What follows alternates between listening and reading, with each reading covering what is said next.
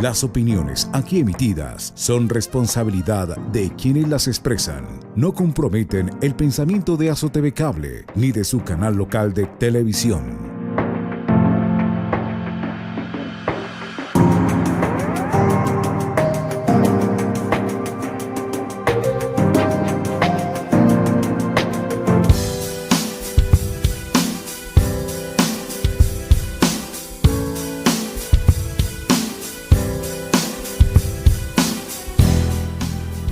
Cordial saludo amigos de Satel, Samaniego Televisión, sean todos ustedes bienvenidos a su programa Conversemos. Para esta oportunidad vamos a seguir hablando de leyes, vamos a seguir conociendo las últimas leyes que ha aprobado el gobierno, y es por eso que tengo el gusto de tener como invitado al abogado Luis Homero Torres. A él, muchísimas gracias por aceptar esta invitación y por estar presto a ayudarnos a aclarar y conocer sobre lo que está sucediendo en nuestro país. Sí, buenas tardes, Jaiber, y buenas tardes para todos los televidentes.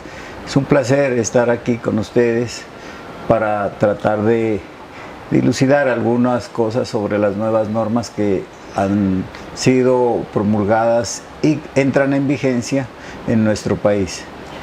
Una de esas nuevas normas que está rigiendo nuestro país es la Ley 2094 del 29 de junio del 2021, por el medio del cual se reforma la Ley 1952 del 2019 y se dictan otras disposiciones.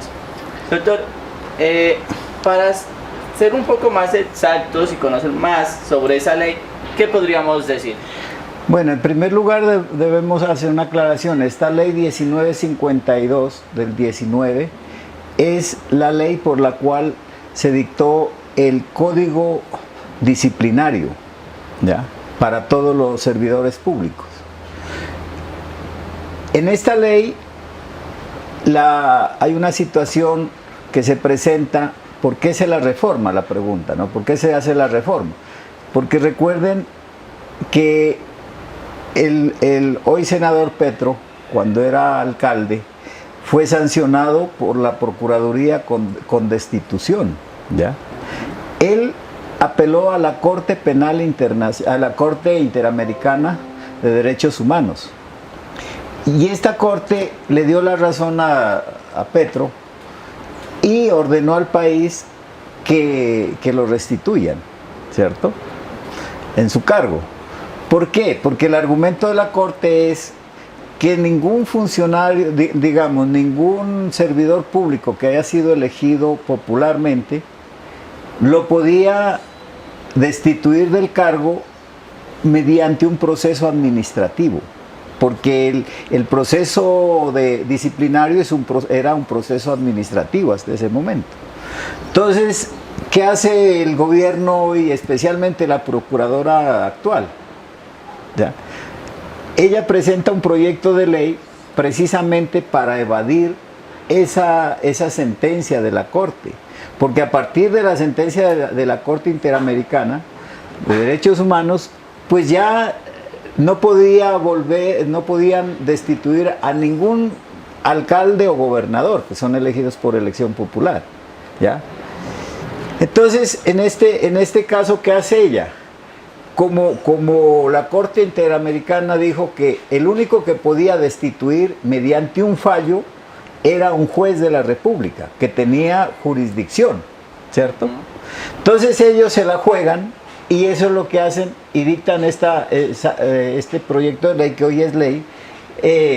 Por eso la reforman el código disciplinario, y entonces mediante esta ley 2094 del 29 de junio del 2021, lo que hacen es modificar el artículo primero de esta ley, del código, y entonces nos dice que el cual quedará así: mediante el artículo primero modifica el artículo segundo del código disciplinario, y entonces dice, artículo segundo, así es que queda ya en el nuevo código: titularidad de la potestad disciplinaria, funciones jurisdiccionales de la Procuraduría General de la Nación e independencia de la acción. Entonces imagínense a lo que conlleva con el solo hecho de haberle dado funciones jurisdiccionales a la Procuraduría que no las tenía. Y otra cosa es importante tenerlo en cuenta también, es que lo que habíamos hablado, hoy el gobierno está dominando también otras ramas, entonces nos estamos dando cuenta que eso también lo hacen de una forma política, ¿no? No, lógicamente, porque mire, lo que habíamos, sí, en otro programa habíamos hablado, la concentración de poder que tiene el presidente. Por eso esta transformación de la Procuraduría se debe precisamente a eso, porque mire, como ellos tienen la mayoría en el Congreso a través de la mermelada, entonces ahora lo que hicieron fue, para evadir la sentencia de la Corte Interamericana, entonces antes no tenía la Procuraduría esas facultades de jurisdiccionales, sino que era simplemente un proceso administrativo. Y por eso era lógico. Hay un principio en el derecho universal, pues, ¿no? Dice, como se hace, se deshace. Imagínense. Entonces, ¿cómo se eligió al alcalde y al gobernador en estos casos? A través de elección popular. En Colombia tenemos cómo deshacerlo, que es a través de la revocatoria del mandato, que también es un proceso popular, ¿no es cierto?, de elección, se hace a través de un proceso electoral. Esa sería la forma, pero cuando la Procuraduría se atribuye ese derecho de destituir, está violando el principio. Y eso fue lo que dijo la Corte Interamericana. No, señores, nosotros tenemos aquí una norma que es el artículo 23 de la Corte Interamericana, que dice que pues a un funcionario elegido popularmente no lo puede destituir sino un juez de la República, mediante una sentencia ejecutoriada. Y acá el procurador lo destituía a Petro mediante una resolución, porque eso es lo que sacaba hasta ese entonces la Procuraduría, resoluciones, en este caso destitución. Entonces ahora para tapar ese hueco que quedó ahí y violar la norma de la Corte Interamericana, pues se inventan esto.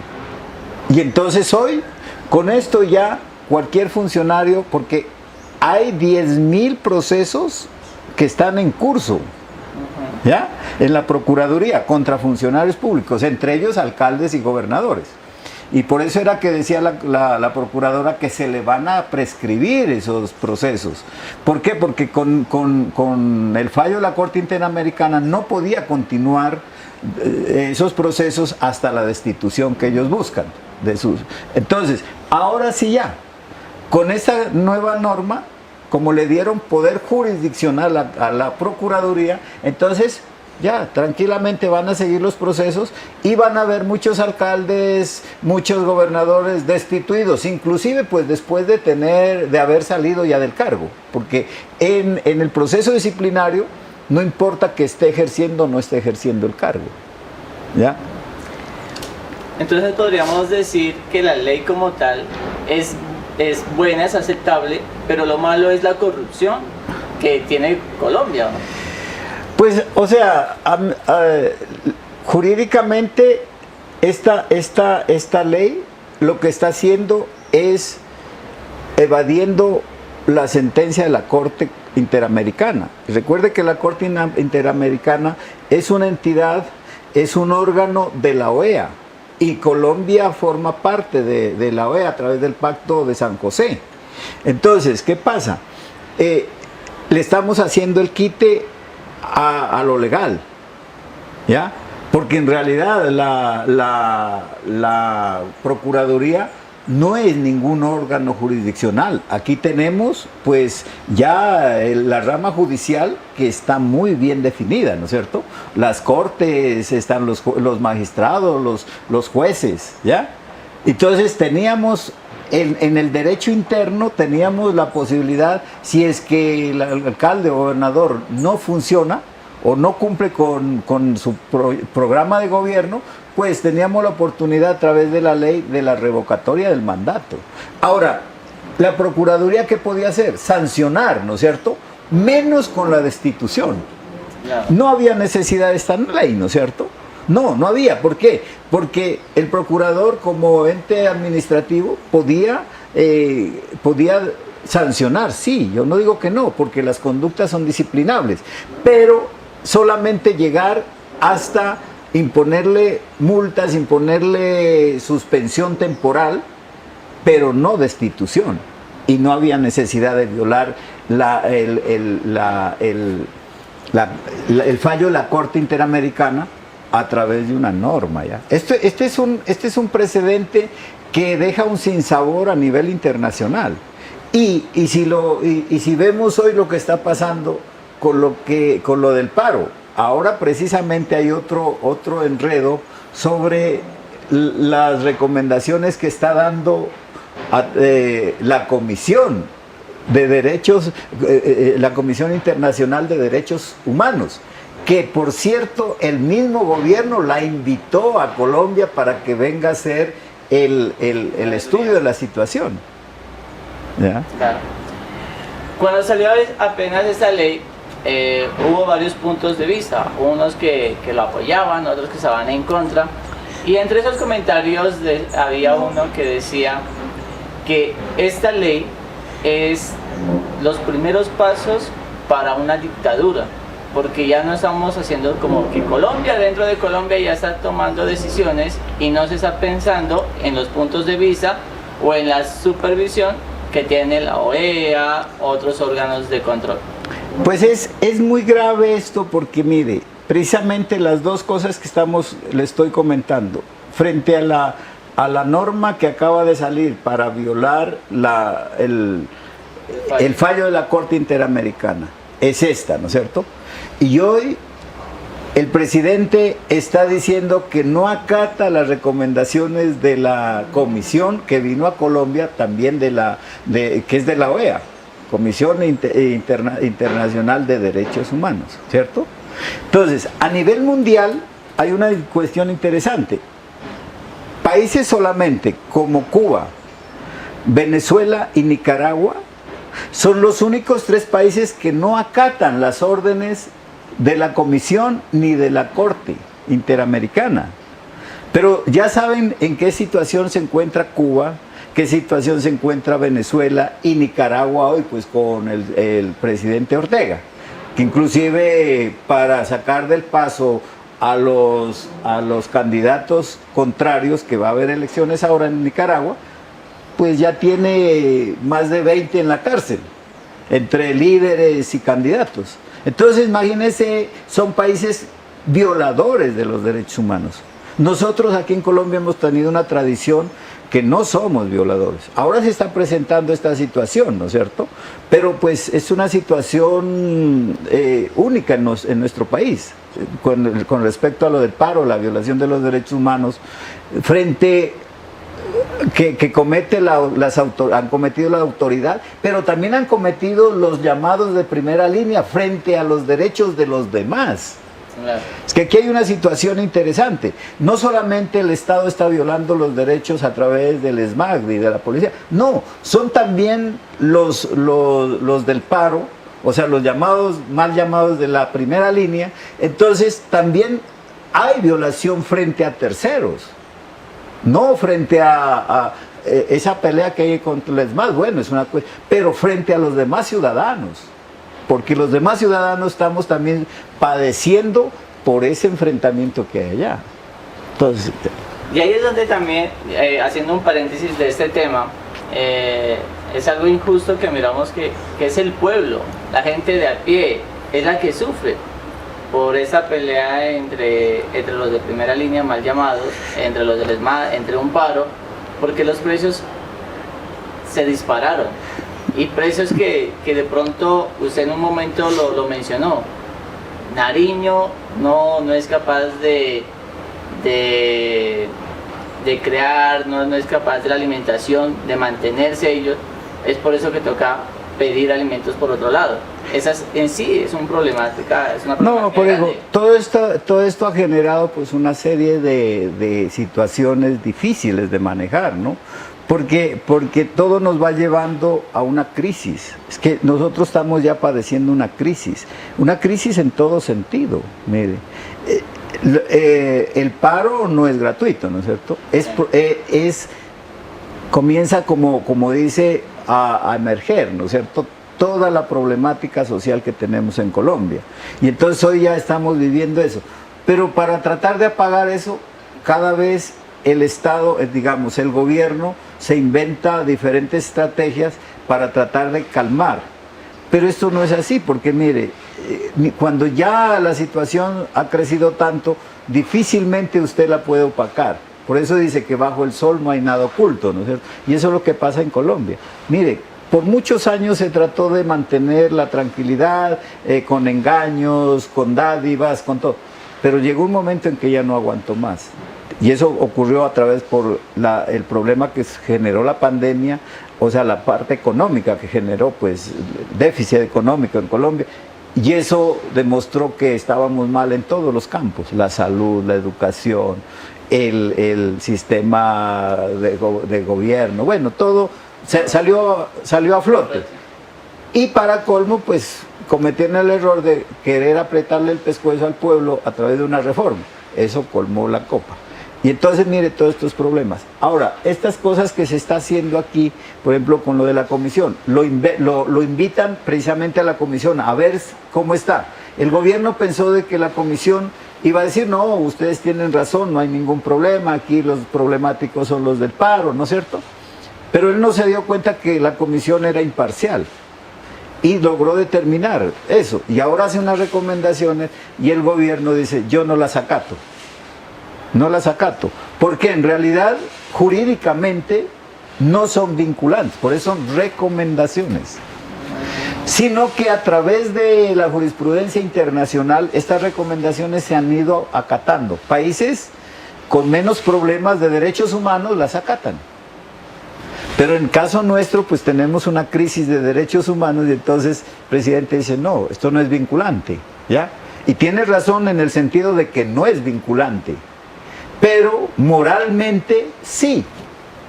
O sea, jurídicamente digamos no, pero moralmente sí. ¿Por qué? Porque nosotros somos un país que estamos dentro del Pacto de San José, en la OEA, y entonces en la OEA, en ese Pacto Interamericano de Derechos Humanos, dice muy claro que lo que se haga dentro va a repercutir en lo interno de cada país, y entonces estamos obligados a acatar esas.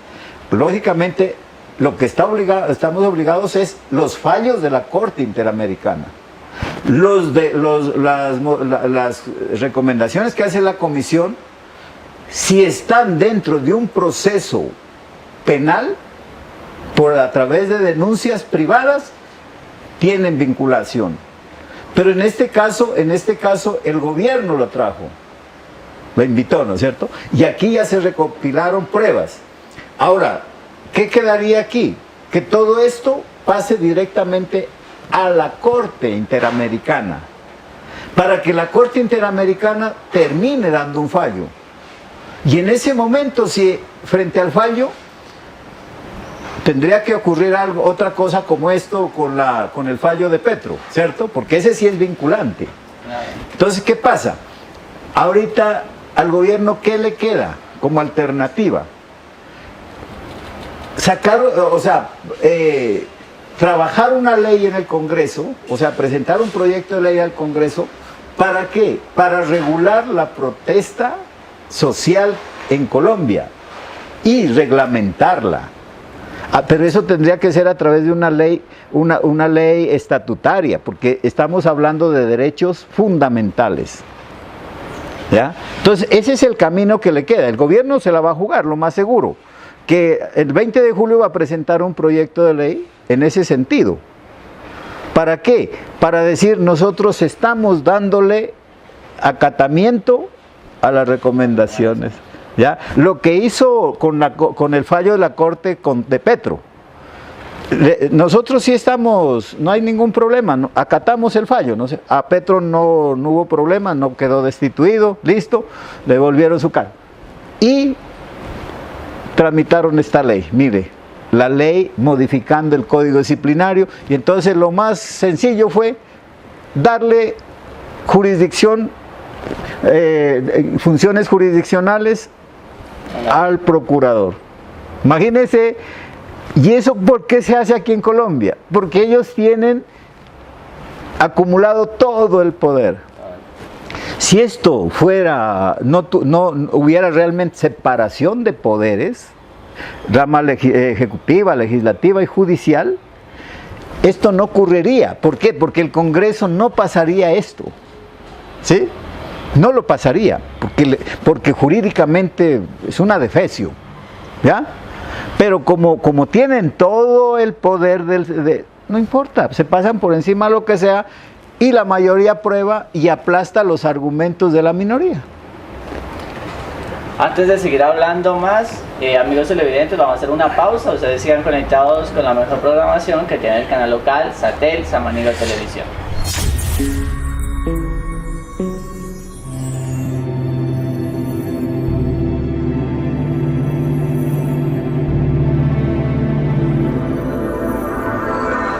Amigos televidentes, muchísimas gracias por seguir conectados con este programa.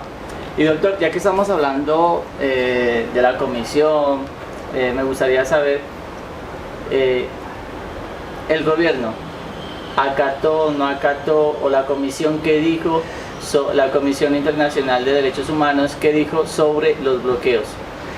Es interesante esto porque, mire, aquí en Colombia pues tenemos constitucionalmente que la protesta pacífica es legal, ¿cierto?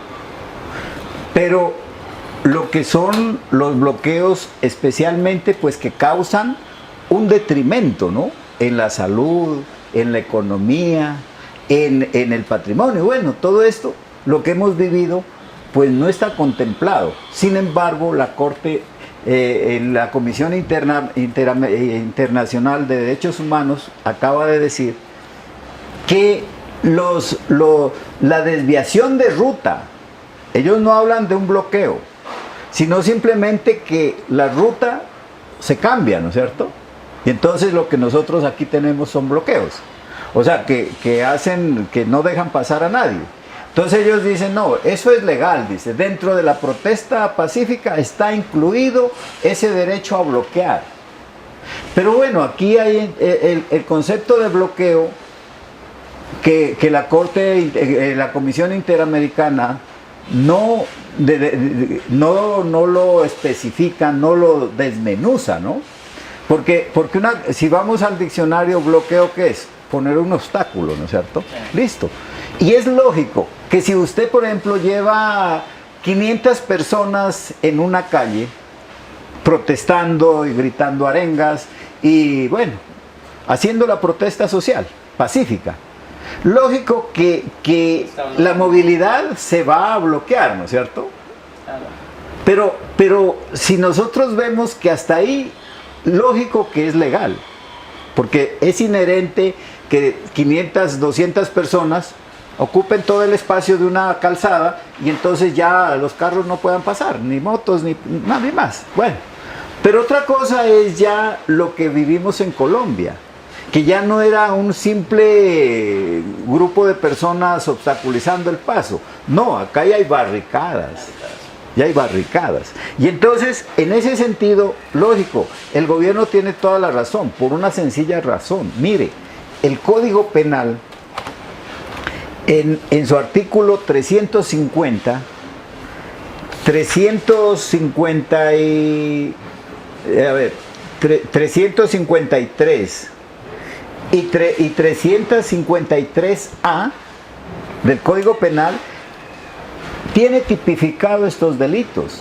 Y entonces en el 350, por ejemplo, el que con peligro común prenda fuego en cosa mueble, si la conducta se realizara en cosa inmueble, tiene unas penas de 1 año a 8 años, unas multas de 10 a 100 salarios, y cuando es inmueble, de 2 a 10 años de cárcel. Mire, en el caso de la perturbación del servicio de transporte público, Dice, esto fue modificado en el 2011, el 353. El que por cualquier medio ilícito imposibilite la circulación o dañe nave, aeronave, vehículo o medio motorizado destinado al transporte público, colectivo o vehículo oficial, incurrirá en prisión de 4 a 8 años y tendrá una multa de 13.33 a 75 salarios mínimos mensuales.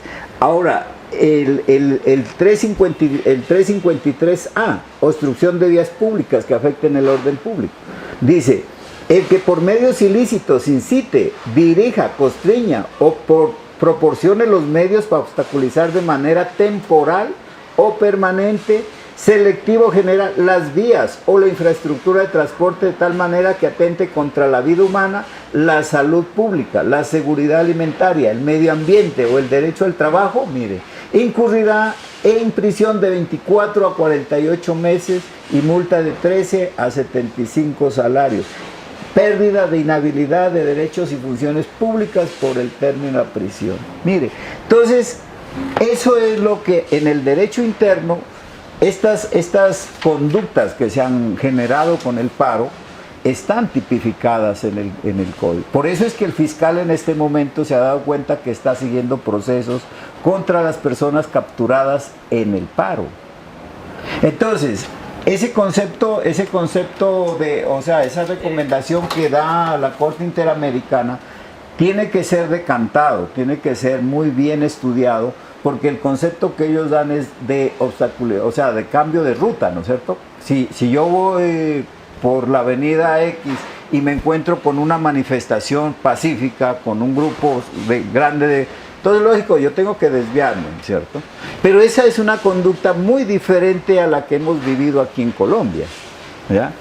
Una cosa, usted dice que en el Código Penal está simplificado, tipificado esas conductas. Sí. Pero ¿qué pasa cuando en las noticias hemos mirado, hay evidencias, videos, todo eso, que demuestran que se han filtrado personas para hacer quedar mal estas protestas?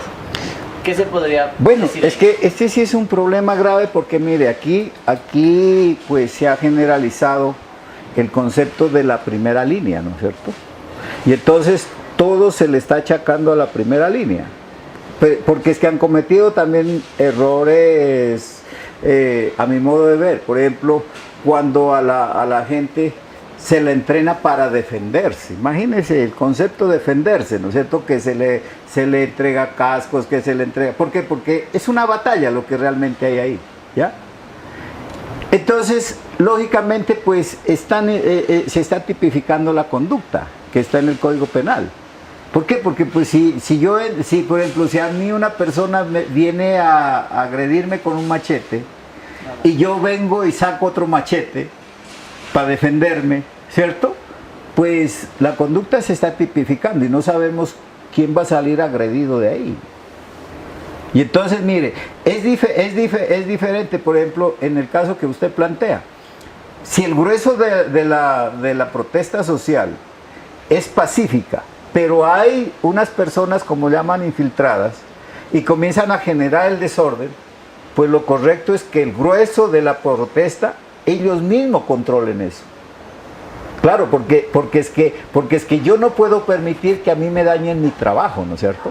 Si yo estoy haciendo un trabajo de protesta pacífica y llega una persona infiltrada, como dicen, o desadaptada, que tiene otros intereses, mire, no son los intereses de la protesta, sino intereses diferentes, entonces, lógicamente, lo correcto es organizar. Mire, ese caso lo vemos cuando los indígenas salen a protestar. Ellos tienen una guardia, ¿no es cierto? Y ellos no permiten que se les infiltren. Ahora, si ellos permiten que se les infiltren, ya es voluntario, pero legalmente ellos salen a evitar eso, por eso ellos acordonan. ¿Para qué? Para evitar que alguien les dañe la protesta, ¿no es cierto? Entonces acá también tendríamos que hacer, por eso es que con la ley que el gobierno presentará en el futuro, porque eso es inevitable, va a ser que va a determinar todas esas circunstancias precisamente para llegar que se haga una protesta social pacífica sin ir a vulnerar, a vulnerar derechos de los terceros, ¿ya? O sea, del grueso de la población, porque recuerde que aquí el grueso de la población no sale a la protesta, pero sí está recibiendo los efectos de esa situación.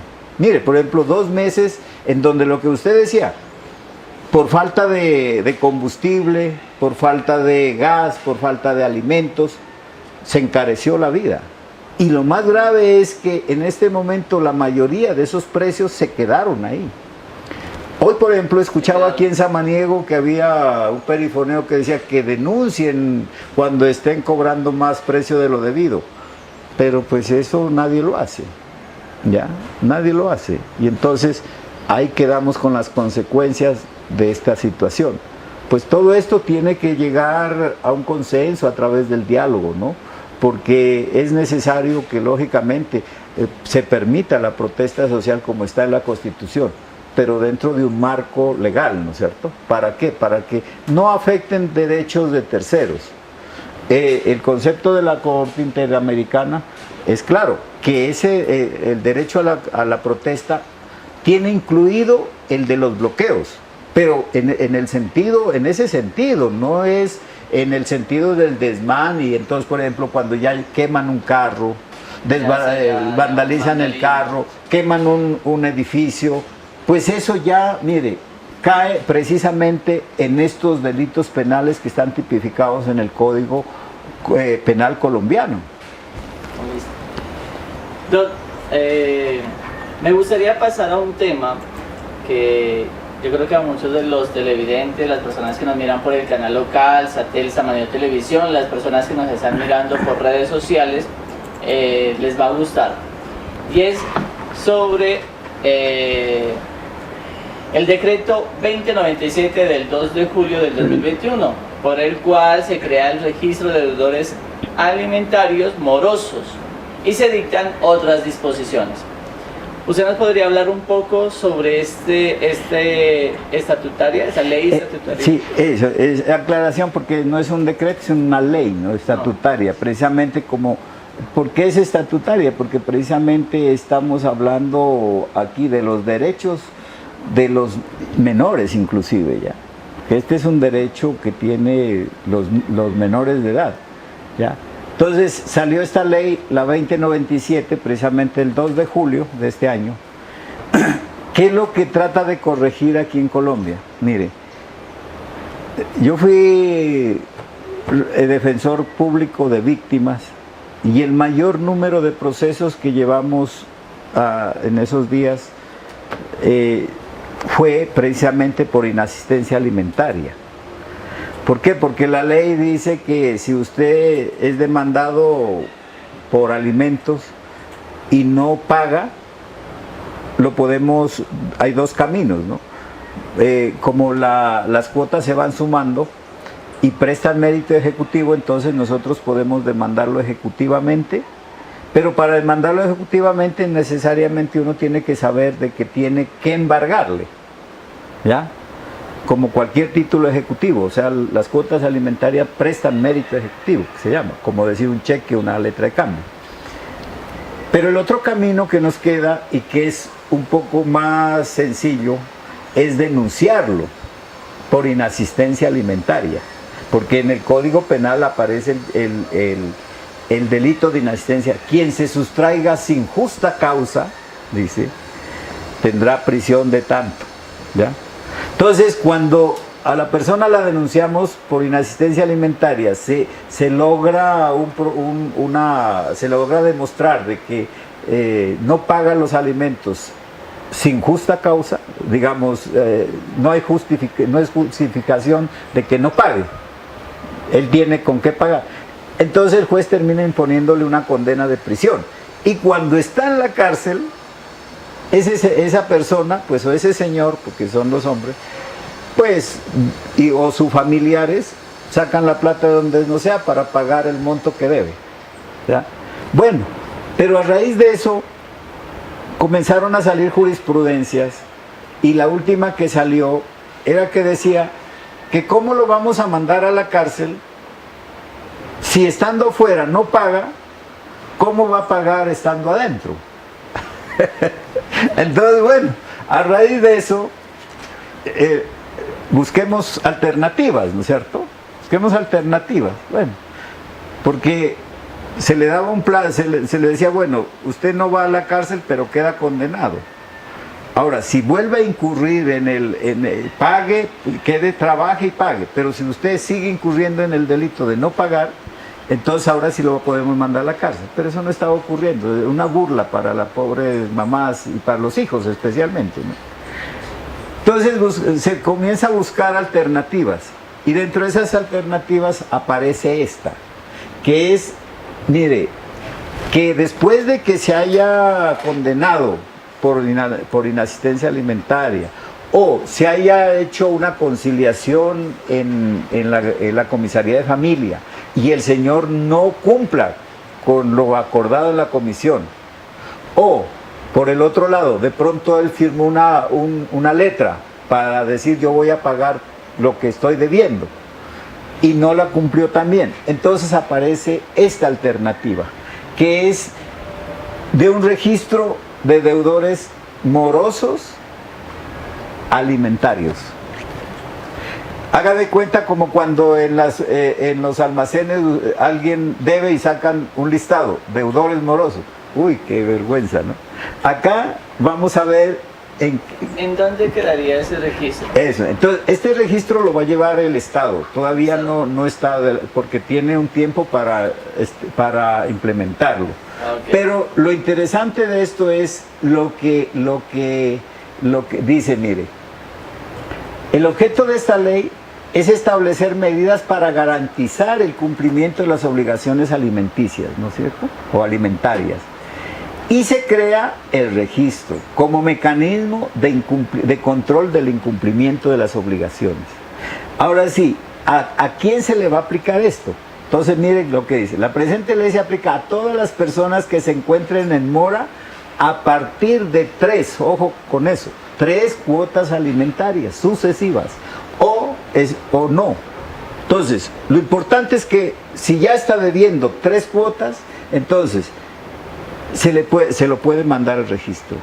Mire, o en otro caso, que ya haya una sentencia por eso, ¿no es cierto? Entonces, no fue a la cárcel, pero entonces, como ya hay una sentencia, se lo incluye en el registro. Dice, o que haya hecho un acuerdo conciliatorio también y no lo cumple, entonces vamos al registro. O que a cualquier título ejecutivo, o sea, como le decía, puede que haber firmado un cheque, una letra, y entonces dice, pues como no lo cumplió, entonces no vamos al juez, sino pidamos que se lo registre. ¿Por qué? Porque esto tiene unas consecuencias, ¿no es cierto? Eso era lo que le Claro. quería preguntar. ¿Qué consecuencias genera ser parte de ese registro? Pero hagamos una aclaración que es importante. Cuando hablamos de derechos de alimentos, tenemos que hacer la aclaración que el Código Civil en el artículo 411 nos dice a quiénes se debe derechos. Y entonces no solamente es a los niños. Recuerde que a los padres también debemos alimentos. Entonces, por ejemplo, unos padres que estén en condiciones difíciles económicamente, ellos pueden demandar por alimentos a los hijos. Y este registro también incluiría, por ejemplo, el padre que denuncia, digamos, demanda al hijo por alimentos, si no le cumple, como está aquí estipulado, entonces iría también al registro. Entonces es importante aclarar que no solamente... Claro, ese punto de vista. Mire, aquí, por ejemplo, aquí hay una situación, mire, aquí hay una situación interesante. En el ancianato de Samaniego, no sé en este momento, pero anteriormente había personas que, a pesar de tener capacidad económica, porque eran personas que habían trabajado toda su vida, y luego lo que hicieron fue entregarle los bienes a los hijos. Y ellos los dejaron, ni siquiera los hijos les daban el trato merecido por haber sido sus padres y haberles dejado sus bienes, sino que cogieron y los mandaron al ancianato, los abandonaron. Mire, ese es un caso típico en el cual el personero podía haber hecho la demanda a favor de ese anciano en contra de los hijos y obligarlos a que le paguen cuota alimentaria. ¿Ya? Entonces son cosas que se dan. Ahora, si la pregunta suya es, bueno, ¿qué consecuencias tiene, ¿no es cierto? Entonces, aquí viene, mire, en el artículo 6 nos dice, consecuencias de la inscripción en el registro de deudores alimentarios morosos. Haga de cuenta que esto es como lo que tenemos en la parte civil, comercial, que hay esa, o sea, cuando usted incumple los créditos, va a data crédito, ¿no es cierto? O a cualquiera de estas agencias. Y entonces lo reportan allá y cuando van a ver su cédula, no, usted es un moroso. En este caso es algo parecido, pero ya solamente es por cuota alimentaria, ¿ya? Entonces aquí tenemos, mire, claro, entonces, exacto. Entonces las consecuencias son las siguientes, mire. Primero, el deudor alimentario moroso solo podrá contratar con el Estado una vez se ponga a paz y salvo con las cuotas alimentarias. Mire, ya entró de primero. Esto es frente al Estado. Dice, esta inhabilidad también se predica al deudor alimentario moroso que actúa como representante legal de la persona jurídica que aspira a contratar con el Estado. Entonces, por ejemplo, un gerente de una entidad que quiera contratar con el Estado, si ese gerente está en mora alimentaria, está en este registro, no puede, ni siquiera como representante de la entidad jurídica. Segundo, dice, no se podrá nombrar ni posesionar en cargos públicos ni de elección popular. Mire, eso es gravísimo. Entonces ya, estos sí son herramientas más interesantes, porque una persona que aspire a un cargo o a ser elegido popularmente, mientras no tenga, ahora sí vamos a ver después cuáles son los requisitos, ¿no es cierto?, para decir que ya. Hay otro tema que ya. También esa ley ayuda para que de pronto esas personas, esos padres que muchos le dicen pícaros, que tienen una obligación con un hijo y lo que hacen es cambiar sus propiedades a nombre de otras personas. Claro. Esa ley también. No, es que precisamente, mire, todo esto que se logró con esta ley, precisamente es cerrarle el paso a todas las picardías que hacían los padres irresponsables. ¿Por qué? Porque mire, ¿qué pasaba, por ejemplo? Cuando le decía que el camino era un proceso ejecutivo, ¿no? Vamos a revisar los bienes que tenga el deudor alimentario. No tiene nada, está a nombre de un tercero. Tiene plata en cantidad, pero a nombre de terceros. Entonces no lo podíamos efectivamente, pero lo podíamos denunciar penalmente. Y entonces sí, si lo mandamos a la cárcel, ahí sí sacaba la plata donde la tenía. Pero con las jurisprudencias que salieron, pues ya casi no se podía mandar a nadie a la cárcel. Entonces esto está solventando todas esas situaciones. Entonces ahora sí ya, por ego, esto le va cerrando el paso y obligando a que la gente pague realmente. Porque mire, no puede contratar con el Estado, no puede posesionarse en un cargo ni ser elegido popularmente, ¿ya? Lo otro, no puede, vea, cuando el deudor pretenda perfeccionar la enajenación de bienes muebles o inmuebles sujetos al registro, ¿ya? Por ejemplo, un carro que ese es mueble, ¿ya? Pero está sujeto al registro en tránsito. Y todos los bienes raíces que están registros en instrumentos públicos. Todos estos sujetos, el día que vaya a hacer una venta de esto, que es la enajenación que habla aquí, ese día tiene que demostrarnos que está paz y salvo, no tiene deudas morosas por alimentos. Bueno, eso. Entonces ahí va. Ahora sí, cuarto, cuando solicite un crédito, mire, o vaya a renovar un crédito viejo, en una entidad bancaria o de financiamiento, primeramente muestre el certificado de que no debe. Mire, entonces ya vamos, mire lo interesante. Ahora sí, si pretende salir del país, así sea al Ecuador, mire, no puede salir mientras no presente. Ahora, otra cosa, por ejemplo, cuando hay un menor de edad que están separados los padres y uno de ellos es el que tiene la custodia y quiere salir, la ley 1098 exige que haya autorización del padre que no vive con el hijo, ¿no es cierto? Pero ahora si el padre no cumple, no está en mora, este señor, la otra persona que tiene la custodia del niño, no tiene por qué pedirle permiso.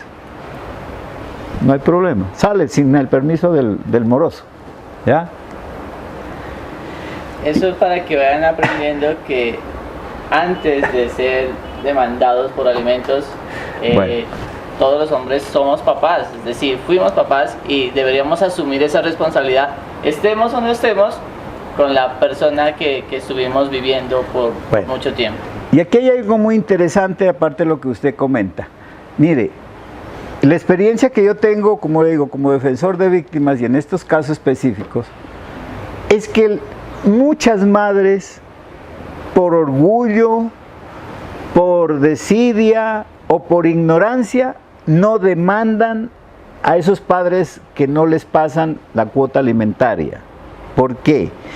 Porque ellas prefieren dejar quieto así, asumir toda la carga de la crianza de los hijos y que el sinvergüenza del papá se quede tranquilo. Entonces, ¿cuál es la recomendación mía en este momento? Mire, con esta norma vamos a tener la herramienta para que ese padre irresponsable le cumpla, no a la mamá, ojo, sino al hijo. Porque es que los alimentos no son para la mamá, son para el hijo. Por eso es que yo protesto contra esas madres que no demandan a estos padres irresponsables. ¿Por qué? Porque ellos le están violando el derecho alimentario al hijo. No se están violando, no están rechazando el derecho de ellas, no, porque la madre no tiene derecho. La madre tiene una obligación de aportar el 50% para la crianza de ese hijo, ¿ya? Porque el 50% es la deuda morosa o la cuota alimentaria del padre. Y entonces, ¿a quién le está haciendo perder el derecho que tiene el hijo? Es al hijo, ¿no es cierto? Y por lo tanto, mire, con esto es muy sencillo. ¿Por qué? Porque ya después pues ya viene la parte operativa de cómo se registra y cómo se hace la demanda, la denuncia de que no está pagando y ya automáticamente lo subimos al sistema. ¿Ya? Y eso es lo que usted dice, que a veces la obligación, aunque es para el hijo, obviamente, hay cosas que a veces uno tiene que dejar a un lado el orgullo, ¿no? Si me separé, yo tengo que responder por la alimentación de un hijo, póngale 5 o 6 años. ¿Yo cómo le voy a decir, aliméntate tú, pero no le des de comer a tu mamá?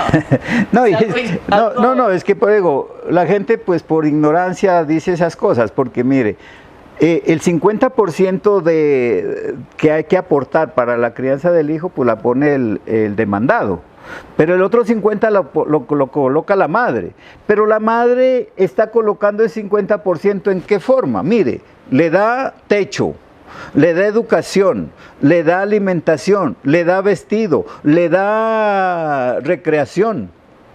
Todo esto es más del 50%, porque normalmente la cuota alimentaria está basada en un salario mínimo, en el salario mínimo. Entonces hay personas que no tienen ni siquiera el salario mínimo, pero la ley dice que sobre eso hay un porcentaje.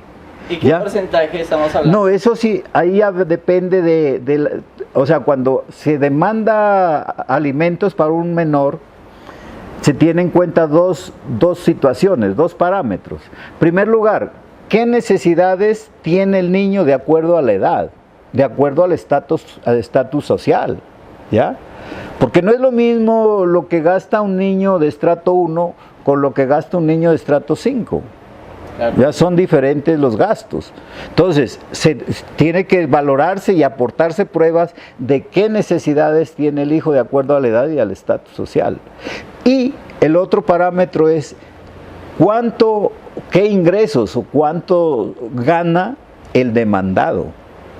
Además, también se tiene en cuenta qué otras responsabilidades tiene el demandado, porque no es tan fácil así decir de meta. Entonces, mire, tanto el uno como el otro aporta pruebas de su situación, de sus necesidades, de los ingresos y todo, y el juez, sabiamente, de acuerdo a las pruebas que se aporten, va a decir, este es el porcentaje del salario mínimo. Anteriormente se cometía un error muy grave, le colocaban sumas exactas, por decir algo, ganaba el salario mínimo, entonces démosle 50,000 pesos. No, la ley hoy ya dice que es salario mínimo. ¿Por qué razón? Porque con el salario mínimo, el porcentaje que, por decir algo, le aplicamos el 20% de 1,000,000, ¿cierto? Entonces serían 200,000 pesos. En el próximo año no tengo necesidad de ir donde el juez a decirle reajuste, no, simplemente el índice de precios, o sea, que se trabaja, o con el salario mínimo, el aumento del salario mínimo anual, automáticamente se reajusta ¿ya? Ok. Doctor, muchísimas gracias por este espacio y me gustaría escuchar un mensaje a todas las personas que la están mirando para que conozcan más sobre esas leyes, porque en Colombia cada mes sacan leyes y son muchas las leyes que uno, la verdad, las desconoce. Sí, desafortunadamente en Colombia pues se ha generado un exceso de leyes, ¿no? Pero las leyes que realmente sirven son pocas. Si usted, cada semestre pues aparece en la página de la República de Colombia, que es republicacolombia.gov.co, ahí aparecen las normas, leyes, decretos, actos legislativos, todo, los que van saliendo en ese semestre. Por ejemplo, ahorita acaba de terminar este semestre de legislatura, ¿no es cierto?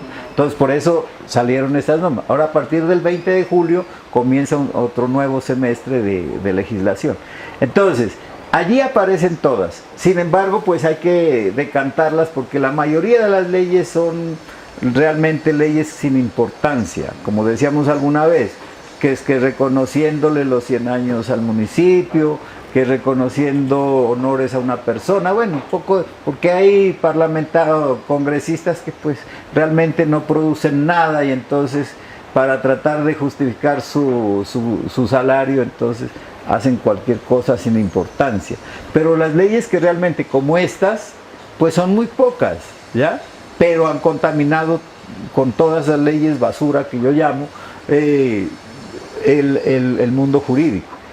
El senador Enríquez Maya, que en paz descansa, estaba haciendo un trabajo depurando 15,000 leyes innecesarias, o que ya habían pasado, ya no se aplicaban y todo. Pues no sé en qué terminó eso, pues ya murió, y entonces, pero él estaba haciendo esa depuración. Entonces, pero sí es necesario que la gente, yo digo una cosa, ¿no? En mi experiencia que tengo, todos los ciudadanos deberíamos ser abogados, porque recuerde que el derecho es la regulación de todas las circunstancias de la vida, en todo aspecto. Usted verá que para todo hay ley. Ahora tenemos ley hasta para los animales, ¿cierto? Entonces, pero desgraciadamente la mayoría inclusive de abogados no conocemos todas las leyes, ¿ya? Entonces, peormente la parte que no es abogada. Por eso es necesario que la gente, pues ahora que tenemos la oportunidad de tener esta tecnología tan interesante como es la internet, donde nosotros podemos llegar allá y mirar, mire, abrimos el internet y aquí tenemos. No es sino pues dejar un poco atrás las redes sociales, cosas que son sin importancia, y dedicarnos más a buscar conocimientos benéficos, porque esto mire, por ejemplo, el caso para las madres de familia que tienen los problemas con padres irresponsables por alimentos, mire, aquí está una ley muy, muy interesante que realmente va a servir de mucho, Y vuelvo y repito, que no les dé miedo demandar a padres irresponsables, porque no es para ellas la demanda, la cuota alimentaria, es para los hijos. Ustedes mismos, madres de familia, si no hacen ese deber de demandar a ese irresponsable de padre, ustedes le están violando el derecho a los alimentos de sus hijos. Y entonces, ¿por qué después se quejan que alguien les viola los derechos? Si ustedes son las principales violadoras de los derechos de sus hijos, ¿ya? Entonces, en ese sentido tenemos que aprender a defender los derechos de las personas, y en este caso los derechos de los menores, ¿ya? De igual manera, con el caso del castigo físico, es bueno que se enteren, que escuchen las conferencias, ahora que va a haber ya la pedagogía a nivel nacional, pues que se enteren exactamente cómo vamos a manejar esta situación tan difícil de la educación, porque estamos en una crisis de valores, una crisis de la sociedad. Y si nosotros no educamos a los hijos en este momento, pues tendremos que ver el castigo en el futuro de los mayores, ¿ya? Doctor, muchísimas gracias, y con ese mensaje hemos llegado al final de nuestro programa Conversemos. Mi nombre es Javier Ruales y con la bendición de Dios los estaré acompañando en otra oportunidad.